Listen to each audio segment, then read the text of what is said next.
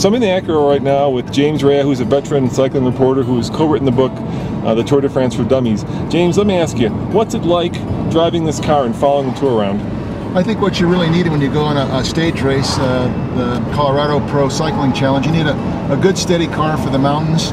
We're a nice Acura TSX. It's very stable on the road. It's a really good maneuvering car in the mountains. Very solid, very comfortable for an 8 or 9 day stage race. This race is with an advanced day and a day afterwards. It's 9 days. Tour de France is 21 days, but the races develop the same way. They're stage races. They go city to city, and they do it day after day after day. The riders, many of the riders here are the same riders that are in the Tour de France, and the race unfolds. Some day there's long stages. Some day, today for example, is only a 10-mile individual time trial.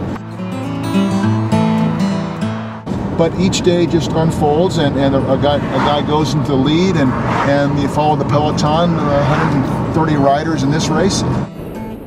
Well, the interesting thing about this race is that we have the top 3 guys from this year's Tour de France, Cadel Evans and the 2 brothers, Andy and Frank Schleck. And I think, speaking a little bit freely, they're very strong riders, but they're also here as paid riders. I mean, they've invited them here, and they're not here probably not to win the race, but they're here post Tour de France on kind of a global whirlwind tour. The other riders, there's a mix of veteran Tour de France riders. George Hincapie, 15 times Tour de France finisher, won yesterday's stage. There's Levi Leipheimer, who's a podium finisher at the Tour de France. So you have a mix of veteran European riders, veteran American riders. How are you covering this race? Tell me about what it's like to cover the race. Do you go to the start and then drive to the finish, or do you just go to the finish?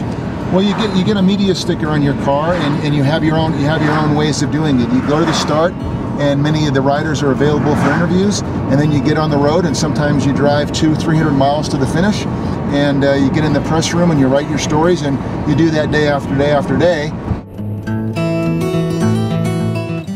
Well, yesterday was what they call the Queen Stage. We went over 2 passes of more than 12,000 feet, and in the Tour de France, they've never gone over a pass more than maybe 8,500 feet. Of course, they're in meters in Europe. So yesterday was really, as the riders like to say, they suffered.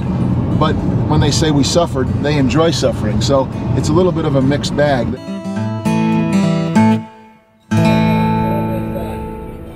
James, you're driving this car several hundred miles. Yes.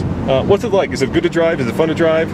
I think it's a really solid, comfortable station wagon. Sometimes station wagons are known as boxes on wheels, but this car is very comfortable driving. I can adjust the seats to, I'm 6 feet tall and 190 pounds. I can adjust it. I feel very comfortable. Here we are about to start the time trial, which is stage 3. Who's your money on?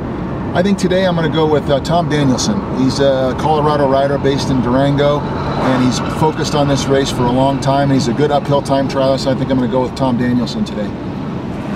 All right, well, when this video airs, the race will have been over, so you'll see if James is right or not. So we'll see. Check the internet for results.